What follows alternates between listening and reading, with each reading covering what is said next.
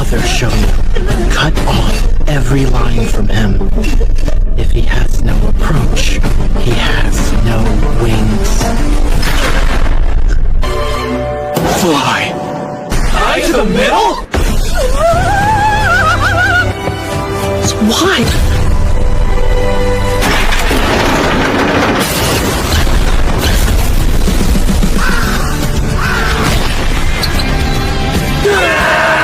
Hello guys, welcome to anime review Telugu. ఈ వీడియోలో నేను హైక్యూ మంగాని ఎక్స్ప్లెయిన్ చెబుతున్నాను. ముందు వీడియోలో వచ్చి 360 నుంచి 370 చాప్టర్స్ ని ఎక్స్ప్లెయిన్ చేశాను. నెక్స్ట్ చాప్టర్ ని ఎక్స్ప్లెయిన్ చేసే ముందు ఈ వీడియోను లాస్ట్ వరకు చూసి like, comment and me friends కి కూడా షేర్ చేసి మా ఛానల్ కి సపోర్ట్ చేయండి. అలాగే మా ఛానల్ కి కొత్తగా వచ్చేట్లయితే ప్లీజ్ సబ్స్క్రైబ్ మై ఛానల్. ఇక లేట్ చేయకుండా వీడియోని స్టార్ట్ చేద్దాం.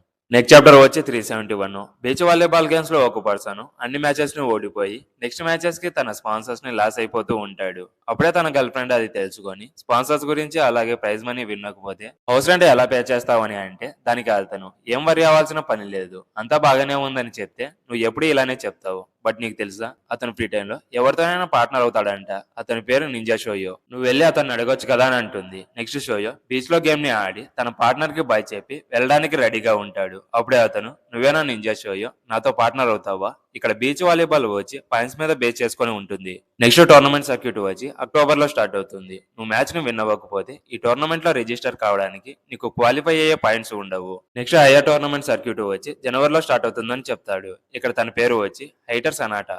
అప్పుడు షోయో వచ్చి, నువ్వు ఎప్పుడు కావాలంటే అప్పుడు పిలువు, నా గేమ్ ని అడ్జస్ట్ చేసుకొని నీకు హెల్ప్ చేయడానికి వస్తానని చెప్తాడు. ఇక హైటర్ అలాగే డిఫరెంట్ పీపుల్స్ తో గేమ్ ఆడుతూ విన్ అవుతూ డిఫీట్ అవుతూ ప్రతి గేమ్ లో తను ఇంప్రూవ్ చేసుకుంటాడు. ఒక రోజు బీచ్ లో హైటర్ షోయోతో, బీచ్ వాలీబాల్ ఆడడం కోసం జపాన్ నుంచి బ్రెజిల్ కి వచ్చావా? చాలా క్రేజీగా ఉన్నావు. నార్మల్ టైంలో ఏం చేస్తున్నావు అని అడిగితే షోయో, పార్ట్ టైం జాబ్ గా డెలివరీ జాబ్, పిల్లలకి క్లాసెస్, అలాగే టూరిస్టర్ కి గైడ్ గా ఉండి ప్లేసెస్ ని చూపిస్తానని చెప్తాడు. ఇక షోయో వచ్చి హైటర్ ని, ఎప్పటి నుంచి వాలీబాల్ ని ఆడడం స్టార్ట్ చేసావని అంటే, మా పేరెంట్స్ ఇద్దరు వాలీబాల్ ప్లేయర్స్, అలా నేను కూడా వాలీబాల్ ని స్టార్ట్ చేశాను. బట్ నాకు వాలీబాల్ మీద అంత ఇంట్రెస్ట్ లేదు. నేను అంత మంచి ప్లేయర్ ని కాదని చెప్పి జపనీస్ పీపుల్స్ అంతా షై అంటే క్వైట్ గా ఉంటారని అనుకున్నా. అయితే నిన్ను చూస్తుంటే నువ్వు వల్ల ఈ కంట్రీలో ఉన్నా నువ్వు బాగానే ఉంటావని చెప్తాడు. ఇక్కడ నుంచి 1.5 year ముందు షోయో బ్రెజిల్ కి వచ్చింది చూపిస్తారు. షోయో బ్రెజిల్ ఎయిర్పోర్ట్ లో దిగుతాడు. అక్కడ వాజో కోచ్ స్టూడెంట్ అయిన లూషియో అక్కడికి వచ్చి షోయోని పిక్ చేసుకొని తన రూమ్ కి తీసుకెళ్లి నేను ఉండేది ఇక్కడే అని చెప్తాడు. అప్పుడు షోయో ఆ రూమ్ లో ఒక అతన్ని చూసి, నువ్వే కదా పీడ్రో, నైస్ టు మీట్ యు అని అంటాడు. బట్ అతను షోయో మాట్లాడేది పట్టించుకోకుండా తన పని తను చూసుకుంటాడు. ఇక కోచ్ షోయోతో, 9 కి బీచ్ క్లాస్ ని స్టార్ట్ చేస్తాను, నీకు టైట్ గా ఉంటే టుమారో జాయిన్ అవ్వమని చెప్తాడు. బట్ షోయో వచ్చి, నాకు టైట్ గా ఏం లేదు, నేను జాయిన్ అవుతానని చెప్తాడు. ఇక బీచ్ కి వెళ్లి ట్రైనింగ్ స్టార్ట్ చేస్తారు. షోయోకి బాల్ ని సెట్ చేస్తే స్పైక్ చేయడానికి జంప్ చేస్తాడు. కోచ్ తన జంప్ చూసి షాక్ అవుతాడు. బట్ షోయో తన మాక్సిమం జంపింగ్ హైట్ కి రీచ్ అవ్వడు. అప్పుడు జపాన్ బీచ్ వాలీబాల్ కోచ్ చెప్పిన మాటలు గుర్తు చేసుకొని ఈసారి మాక్సిమం హైట్ కి జంప్ చేసి స్పైక్ చేస్తాడు. అలా రోజు ప్రాక్టీస్ చేస్తూ ఉంటాడు. బట్ షోయోలో వచ్చి ఏం ఇంప్రూవ్మెంట్ ఉండదు. తన స్కిల్స్ మీద కాన్ఫిడెన్స్ లెవెల్ తగ్గిపోయి పానిక్ అవుతూ ఉంటాడు. అప్పుడు తనని తానే ఎంకరేజ్ చేసుకొని ఇక జాబ్ కి టైం అయ్యి అక్కడ నుంచి వెళ్ళిపోతాడు. బట్ షోయో వచ్చి ఒక స్ట్రీట్ లో తప్పిపోయి డెలివరీ లేట్ గా చేస్తాడు. అలాగే పర్స్ కూడా పోతుంది. అందులోనే మనీ అంతా ఉంటుంది. ఇప్పుడు తనకి తినడానికి కూడా తన దగ్గర మనీ ఉండదు. ఇక రూమ్ లోకి వెళ్లి తన ఫోన్ లోని వాల్ పేపర్ ని చూసి ఒక కార్నర్ లో బాధపడుతూ ఉంటాడు. ఇక కొంచెంసేపటి తర్వాత స్ట్రాంగ్ అయ్యి వాలీబాల్ ని ఆడడం కోసం బీచ్ కి వెళ్తాడు. అక్కడ different ages of peoples volleyball ని ఆడుతూ ఉంటారు. షోయో కూడా ఇక వాళ్ళతో వెళ్లి ఆడతాడు. ఈ గేమ్ లో షోయోకి శాండ్ గురించి అర్థమవుతుంది. అప్పుడే అక్కడ ఓయికావా షోయోని చూసి అండ్ షోయో ఓయికావాని చూసి ఇద్దరు షాక్ అవుతారు. ఇంతటితో చాప్టర్ అయిపోతుంది. నెక్స్ట్ చాప్టర్ వచ్చి 372. అవకాశాల్లో ఉన్నప్పుడు దాని గురించి డైచా అండ్ కోనమికి అర్జెంటీనాకు వెళ్లి ఆ కంట్రీ టీమ్ లో జాయిన్ అవ్వాలని చెప్తాడు. ఓయికావా తన వాట్సాప్ స్టేటస్ లో అలాగే కోనమి అండ్ డైచికి కూడా షోయోతో ఫోటో తీసుకొని సెండ్ చేస్తాడు. అది చూసి కాగయామా అండ్ ఉషిజిమా షాక్ అవుతారు. ఓయికావా షోయోని ఇక్కడ ఏం చేస్తున్నావు అని అడిగితే బీచ్ వాలీబాల్ ట్రైనింగ్ తీసుకోవడానికి వచ్చానని చెప్తాడు. ఇక ఓయికావా వాళ్ళ ప్లేయర్స్ తో, నేను నా నైబర్ తో డిన్నర్ చేయడానికి వెళ్తున్నానని చెప్పి నేను అర్జెంటీనా లీగ్ లో ఆడుతున్నానని చెప్తాడు. దానికి షోయో, నువ్వు అర్జెంటీనాకి కాకోకుండా ఇటలీకి లేదా ఇంకో కంట్రీకి వెళ్తామని అనుకున్నా. ఓయికావా, ఇప్పుడు వాలీబాల్ ని ఆడదాం పదా అని అంటాడు. అప్పుడు ఓయికావా, ఫస్ట్ డిన్నర్ చేయడానికి ఇక్కడ మంచి ప్లేస్ ఏమైనా ఉంటే చెప్పమంటే షోయో, నాకు ఒక ప్లేస్ తెలుసు, అక్కడ ఫుడ్ టేస్టీగా ఉంటుంది, అలాగే చీప్ గా కూడా అని చెప్తాడు. ఇక ఓయికావా, సరే వెళ్దాం పదా, నేను ట్రీట్ ఇస్తానని చెప్తే షోయో ఏడుస్తూ ఈ రోజు వర్క్ లో నా వ్యాలెట్ పోయిందని చెప్తాడు. ఇక హోటల్ కి వెళ్లి డిన్నర్ చేస్తారు. అప్పుడే షోయో వచ్చి అర్జెంటీనాకి ఎందుకు ఆడుతున్నావు అని అడిగితే నేను ఎలిమెంటరీ స్కూల్లో ఉన్నప్పుడు జపాన్ అండ్ అర్జెంటీనా మధ్య ఒక మ్యాచ్ జరిగింది. ఆ మ్యాచ్ లో స్ట్రైకర్ హాఫ్ గేమ్ వరకు చాలా బాగా ఆడాడు. బట్ దాని తర్వాత అతని గేమ్ ని బాగా ఆడలేకపోయాడు. ఇక స్పైకర్ ని చేంజ్ చేస్తారని అనుకున్నా. దానికి బదులుగా సెటర్ ని చేంజ్ చేశారు. అతనికి ఏజ్ వచ్చి 38. హోల్ గేమ్ లో ఏజ్ కి చాలా స్పైక్ ని సెట్ చేయకుండా ఎప్పుడు కావాలో అప్పుడు మాత్రమే సెట్ చేసి స్కోర్ చేసేలా చేశాడు. దానివల్ల ఏసు మళ్ళీ టాప్ ఫామ్ లోకి వచ్చాడు. ఆ ఏస్ మ్యాచ్ లో వచ్చి పాయింట్ స్కోరర్ అయ్యాడు. బట్ నా కేసులో రియల్ స్టార్ ఎవరంటే సెటర్. అతని పేరు బాల్కనో. అతని దగ్గరికి వెళ్లి ఆటోగ్రాఫ్ అడిగి నేను కూడా మీలాగా సెటర్ అవ్వాలనుకుంటున్నానని చెప్తాడు. ఇక సెటర్ నేమ్ విని షోయో అతను 4 years ముందు 5th లీగ్ డివిజన్ కి కోచ్ కదా అని చెప్తాడు. దానికి ఓయికావో వచ్చి అవును, నేను first year spring tournament end లో నేను 3rd year తర్వాత వాలీబాల్ ని ఆడుతానో ఆడలేనో అని ఒకసారి అతని అడ్వైస్ తీసుకోవడానికి కోచ్ ని మీట్ అయ్యాను. అప్పుడు సీజన్ 2 లో కరాస్నోతో అబజోసా టీం ఓడిపోయేటప్పుడు ఒక కోచ్ ఓయికావాకి చెప్తాడు కదా, అదే ఇది. Are you saying you already know the limitations of your power? You think you know all about your technique, your body, your mind, even though none of those have been perfected? If you believe that a person was simply born with something superior to you, that they just possess a God-given gift, then it is impossible to overcome. No matter your effort, your creativity, nor even your teammates. In fact, it's not even really a problem. It's not worth lamenting because you see it as a foregone conclusion. It's a trap. You will only lock yourself in a spiral of failure and ineptitude. Don't bother comparing your skills to that of another. Instead, you have only yourself to improve upon. Your path is yours and yours alone. అప్పుడే ఓయికావా అతని దగ్గర training తీసుకోవాలని అనుకుంటాడు. But ఆ next year coach అర్జెంటీనాకి వెళ్ళిపోతాడు. ఇక్కడ నాకు కూడా తెలుసు ఏదో ఒక రోజు నేను కూడా ఫారిన్ లీగ్ లో జాయిన్ అవుతానని. అయితే నేను అనుకున్నట్టే జరిగింది. అర్జెంటీనాలో కోచ్ తో జాయిన్ అయ్యానని చెప్తాడు. ఇప్పుడు షోయో వచ్చి బీచ్ వాలీబాల్ ని ఆడడానికి వెళ్దామని బీచ్ లో వాలీబాల్ ని ఆడుతూ ఉంటారు. షోయో బాల్ ని పాస్ చేస్తే ఓయికావా రిసీవ్ చేసుకోవడానికి వెళ్లి సైన్ లో పడిపోతాడు. అది చూసి షోయో ఇది వాలీబాల్ కాదు, దానికన్నా ఈ బీచ్ వాలీబాల్ చాలా డిఫరెంట్ అని చెప్పి ఓయికావా సన్, ముందు నేను చాలా డౌన్ అనే డిప్రెషన్ లో ఉన్నాను, కానీ ఇక్కడ నిన్ను చూసాక ఇప్పుడు నేను చాలా ఎక్స్ట్రాడినరీ మూడ్ లో ఉన్నానని చెప్తాడు. అప్పుడే ఓయికావా అయితే నాకు ట్రీట్ ఇవ్వాలని చెప్తాడు. అప్పుడే 2 players వచ్చి వాళ్ళని పిలుస్తారు. ఇక్కడతో చాప్టర్ అయిపోతుంది. నెక్స్ట్ చాప్టర్ వచ్చి 373. 1 set ఆడదాం, బట్ ఎవరైతే మ్యాచ్ ఓడిపోతారో వాళ్ళు డ్రింక్ కొనే వాళ్ళని బెట్ వేసుకుంటారు. ఇక ఓయికావా జంప్ సర్వ్ తో మ్యాచ్ స్టార్ట్ అవుతుంది. బట్ విండ్ వల్ల బాల్ మూవ్ అయ్యి సర్వ్ చేయలేకపోతాడు. అది అపోనెంట్ చూసి స్మైల్ చేస్తారు. ఇక గినో సర్వ్ చేస్తే ఓయికావా బాల్ ని రిసీవ్ చేసుకుని షోయోకి ఇస్తే షోయో వచ్చి ఓయికావాకి స్పైక్ ని సెట్ చేస్తాడు.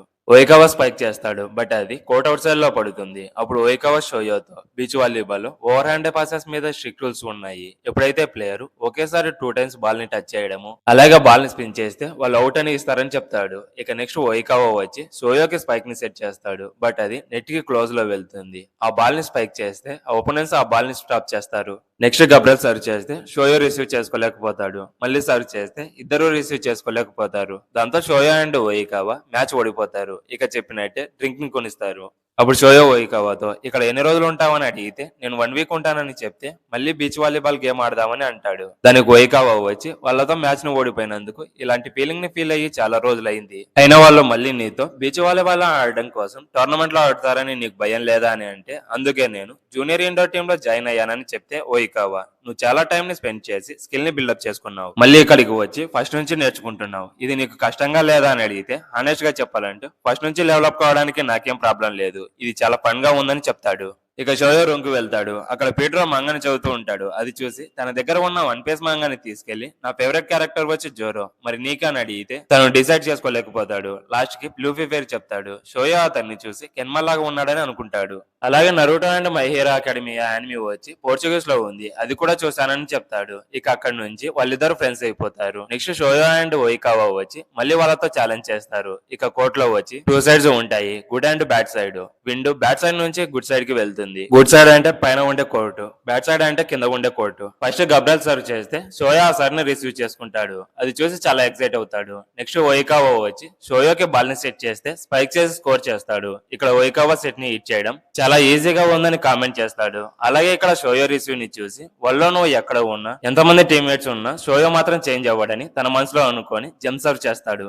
ఇక్కడ షోయో గేమ్ ని చూసి ఫన్తో వాలీబాల్ ఆడటం మర్చిపోయాను, అవన్నీ ఇప్పుడు గుర్తుకు వస్తున్నాయి అని షోయోతో వాలీబాల్ గేమ్ లో బాల్ ని ఫ్లోర్ కి టచ్ కాకోకుండా అలాగే బాల్ ని ఎక్కువసేపు కూడా హోల్డ్ చేయకూడదు. ఇది 60 minutes తో కనెక్ట్ అయి ఉంటుంది. బట్ బీచ్ వాలీబాల్ లో అలా కాదు, కోర్ట్ లో 2 members మాత్రమే ఉంటారు, నువ్వే కనెక్ట్ అవ్వాలని చెప్తాడు. ఇక్కడితో చాప్టర్ అయిపోతుంది. నెక్స్ట్ చాప్టర్ వచ్చి 374. అప్పుడే అక్కడికి వైకావా టీమేట్స్ వచ్చి టీచ్ చేసి మేము డిన్నర్ చేయడానికి వెళ్తున్నామని చెప్పి అక్కడ నుంచి వెళ్ళిపోతారు. నెక్స్ట్ గినో స్పైక్ చేస్తే వైకావా బ్లాక్ చేయడానికి వెళ్తాడు. అప్పుడు షోయో వచ్చి తను స్పైక్ చేసిన బాల్ ని రిసీవ్ చేసుకుంటాడు. వైకావా ఆ బాల్ ని షోయోకి స్పైక్ ని సెట్ చేస్తే ఆ స్పైక్ ని హిట్ చేస్తాడు. బట్ గినో ఆ స్పైక్ ని స్టాప్ చేస్తాడు. ఇక్కడ స్కోర్ ని చూసుకుంటే బోత్ టీమ్స్ కి 14 పాయింట్స్ ఉన్నాయి. నెక్స్ట్ ప్లేయర్ కోడ్ చేంజ్ అవుతారు. ఇక్కడ హై సెట్ చేస్తే ఆ సెట్ మీద విండ్ ప్రభావం ఎక్కువ ఉంటుంది. అప్పుడు బాల్ ని స్పైక్ చేయడం చాలా కష్టం అయిపోతుంది. అయితే దానికి షోయో దగ్గర ఒక మంచి సొల్యూషన్ ఉంటుంది. ఇప్పుడు గినో సర్వ్ చేస్తే ఆ బాల్ ని షోయో రిసీవ్ చేసుకుని వైకావాకి ఇచ్చి బాల్ ని స్పైక్ ఇవ్వక ముందే అటాక్ పొజిషన్ కి ఫాస్ట్ గా వెళ్తాడు. ఇప్పుడు సెటర్ కి వచ్చి స్పైకర్ కి బాల్ ని సెట్ చేయడం ఈజీ అవుతుంది. ఇక్కడ షోయో ప్రజల్ని చూసి షాక్ అయ్యి షోయోకి స్పైక్ ఇవ్వకుండా డైరెక్ట్ గా స్పైక్ ని హిట్ చేసి స్కోర్ చేస్తాడు. ఇక్కడ వైకావా డంప్ ని చూసి అక్కడ ఉన్న వాళ్ళందరూ షాక్ అవుతారు. అప్పుడు షోయో వైకావాతో నీకు వెనకాల కూడా ఐస్ ఉన్నాయా అని అడిగితే అపోనెంట్స్ ఏం చేస్తున్నారో చూడడం ఇంపార్టెంట్, అలాగే వాళ్ళు నిన్ను ఎలా చూస్తున్నారు అనేది కూడా చాలా ఇంపార్టెంట్ అని చెప్తాడు. ఈ వర్డ్స్ షోయోకి జపాన్ లోనే గ్రేటెస్ట్ డికాయ్ కావడానికి చాలా యూజ్ అవుతాయి. అది ఇప్పుడు కాదు, నెక్స్ట్ మ్యాచెస్ లో తెలుస్తుంది. నెక్స్ట్ వైకావా బాల్ ని రిసీవ్ చేసుకుని షోయోకి ఇస్తాడు. అప్పుడు షోయో వచ్చి వైకావాకి సెట్ చేస్తే స్పైక్ చేసి స్కోర్ చేస్తాడు. అప్పుడు వైకావా వచ్చి కోర్ట్ లో మనం మాత్రమే ఉన్నాము, అంటే బాల్ ని టచ్ చేయడానికి చాలా ఛాన్సెస్ ఉన్నాయి. ఇక్కడ న్యూ స్టాప్ ని ట్రై చేయకపోతే గేమ్ ఆడి వేస్ట్ అని అంటాడు. ఆ పాయింట్ తో వాళ్ళు మ్యాచ్ ని విన్ అవుతారు. ఇక డ్రింక్ ని బై చేసిస్తానా అని అంటే వైకావా వచ్చి వద్దని చెప్తాడు. బట్ షోయో వచ్చి డిన్నర్ చేయడానికి వెళ్దాం పదా అని అందరితో డిన్నర్ చేస్తాడు. ఇక అలా 1 వీక్ అయిపోతుంది. వైకావా వచ్చి బ్రెజిల్ నుంచి అర్జెంటీనాకు వెళ్లేటప్పుడు మీ అందరినీ డిఫీట్ చేస్తాను, రెడీగా ఉండండి, దాంట్లో నువ్వు కూడా ఉన్నావని ఫస్ట్ టైం షోయోని షాటిపై అని పిలవకుండా తన పేరు పెట్టి పిలుస్తాడు. ఇక ఎవరి దారిలో వాళ్ళు వెళ్ళిపోతారు. ఇక షోయో వచ్చి training, meditation, sleeping, food, new language practice ని ఇలా తన డైలీ వర్క్ ని చేసుకుంటూ ఉంటాడు. నెక్స్ట్ షోయో వచ్చి టోర్నమెంట్ మ్యాచెస్ లో డిఫరెంట్ ప్లేయర్స్ తో జాయిన్ అయ్యి గేమ్స్ ని ఆడుతూ ఉంటాడు. ఇక లాస్ట్ ఫైనల్ లో చూసుకుంటే అక్కడ ఉన్న అందరూ షోయోని నింజా షోయోని పిలుస్తూ ఉంటారు. ఇక్కడతో చాప్టర్ అయిపోతుంది. నెక్స్ట్ చాప్టర్ వచ్చే 375. లాస్ట్ ఎయిటర్ అండ్ షోయో టీమ్ గేమ్ విన్ అవుతుంది. ఇక ఎయిటర్ షోయోతో మనం ఇంకో మ్యాచ్ విన్ అయితే నెక్స్ట్ సర్క్యూట్ కి క్వాలిఫై అవుతాము. బట్ నీ స్పాన్సర్స్ వచ్చి జపనీస్ కంపెనీనే కదా అని అంటే అతని పేరు వచ్చి కెన్మా. ఆ కంపెనీకి సీఈఓ. అతను సీఈఓ మాత్రమే కాదు, యూట్యూబర్, స్టాక్ ట్రేడర్, అలాగే కాలేజ్ స్టూడెంట్ కూడా. ఒక రోజు షోయో అతని హౌస్ కు వెళ్లి చూస్తే ఒక గేమింగ్ రూమ్, అది కూడా చాలా కూల్ గా ఉంటుంది. అయితే షోయో వచ్చి కెన్మాతో ఎందుకు నువ్వు నా స్పాన్సర్ అవ్వాలని డిసైడ్ అయ్యావు అని అంటే నువ్వు చాలా ఫన్ గా ఉంటావు, నువ్వు బోరింగ్ గా ఉంటే నేను స్పాన్సర్ అయ్యేవాడిని కాదని చెప్తాడు. ఇక ప్రజెంట్ లో ఎయిటర్ షోయోతో నెక్స్ట్ గేమ్ విన్ అయితే నేను నా గర్ల్ ఫ్రెండ్ కి ప్రపోజ్ చేస్తానని చెప్తాడు. ఇక్కడ తన లైఫ్ ని గేమ్ లో పెట్టడం చూసి నువ్వు చాలా కూల్ గా ఉన్నావని చెప్పి నా బెస్ట్ నేను ఇస్తానని చెప్తాడు. ఇక్కడ షోయోకి వర్కౌట్స్ కి టైం అయి ఉంటుంది. నేను వర్కౌట్స్ చేసుకోవడానికి వెళ్తున్నానని చెప్తే హెయిటర్ నువ్వు ఎప్పుడూ రైట్ వేలోనే చేయాలని అనుకుంటావు, బట్ అది బోరింగ్ గా ఉంటదా అని అంటే ఇక్కడ షోయో వచ్చి రాంగ్ వేలో అండర్స్టాండ్ చేసుకుని లేదు నేను రెస్ట్ తీసుకుంటానని చెప్తాడు. మళ్ళీ హెయిటర్ వచ్చి నాకు వాలీబాల్ ఆడడం ఒక వర్క్, బట్ నీకు వచ్చి అది ఒక హాబీ లాగా అని చెప్తే దానికి ఆలోచించి కాగయామా తన గోర్లని ఎలా కట్ చేసుకుంటాడో అది వర్కౌట్స్, ట్రైనింగ్, ప్రాక్టీస్ గేమ్ ఇలా అన్ని ఆలోచిస్తూ ఉంటాడు. అది చూసి హెయిటర్ అండర్స్టాండ్ చేసుకుని హే షోయో రేపు కలుద్దామని చెప్పి అక్కడి నుంచి వెళ్ళిపోతాడు. ఇక షోయో వచ్చి వెజిటబుల్స్ కొనడానికి మార్కెట్ కి వెళ్తాడు. అక్కడ లూసియో షోయోని చూసి నేను అతనిలో టైం టు టైం కొత్తదనాన్ని చూస్తున్నా, ఎవ్రీథింగ్ ఫైన్ గా ఉండడానికి ఇది తన హోమ్లాండ్ కాకపోయినా ట్రైనింగ్ చేస్తూ ప్రాక్టీస్ చేస్తూ తన వర్క్ ని నేర్చుకుంటున్నాడు, ఇది తనకి ఒక హ్యాబిట్ లాగా అయిపోయిందని చెప్తాడు. ఇక నెక్స్ట్ డే వచ్చి ఫైనల్ మ్యాచ్ స్టార్ట్ అవుతుంది. అప్పుడు షోయో వచ్చి ఈ మ్యాచ్ ని విన్ అయ్యి హెయిటర్ మ్యారేజ్ చేసుకోవడం చూసి జపాన్ కి వెళ్లిపోవాలని తన మనసులో అనుకుంటాడు. ఇక్కడ వాళ్ళ అపోనెంట్స్ వచ్చి కార్లోస్ అండ్ శాంటోస్. ఇక కోర్ట్ కి టాస్ వేస్తే శాంటోస్ విన్ అయ్యి ఫస్ట్ బ్యాట్ సైడ్ ని తీసుకుంటారు. ఇది గుర్తు పెట్టుకోండి, ఇది లాస్ట్ లో చాలా ఇంపార్టెంట్. ఇక మ్యాచ్ వచ్చి కార్లోస్ సర్వ్ తో స్టార్ట్ అవుతుంది. ఇక్కడ షోయో ఆ సర్వ్ ని రిసీవ్ చేసుకుని హెయిటర్ కి ఇస్తే హెయిటర్ వచ్చి షోయోకి హై సైడ్ ని ఇస్తాడు. ఫస్ట్ లో మాక్సిమం హైట్ కి జంప్ చేయకుండా ఉండడానికి రీజన్ ఏంటంటే షోయో లెగ్స్ అంత స్ట్రాంగ్ కాదు, అలాగే ఫ్లోర్ ని హిట్ చేసినట్టు శాండ్ ని హిట్ చేయలేడు. అతను జంప్ చేసేటప్పుడు అతనితో పాటు సేమ్ వెలాసిటీని కూడా క్యారీ చేయాలి, అది జంపింగ్ లో చాలా క్రూషియల్. జంపింగ్ బాగా చేస్తే ఎయిర్ లో ఉండడం చాలా ఈజీ అవుతుంది, అంతేకాదు ఎయిర్ లో చాలా సేపు ఉండొచ్చు. అలా షోయో మాక్సిమం హైట్ కి జంప్ చేసి స్పైక్ ని హిట్ చేసి స్కోర్ చేస్తాడు. ఇక్కడతో చాప్టర్ అయిపోతుంది. ఈ వీడియో అయితే ఎంతే గైస్. ఈ వీడియో మీకు నచ్చినట్లయితే please subscribe my channel. Next వీడియోలో మరిన్ని యానిమే వీడియోస్ తో మళ్ళీ కలుద్దాం. Until then by.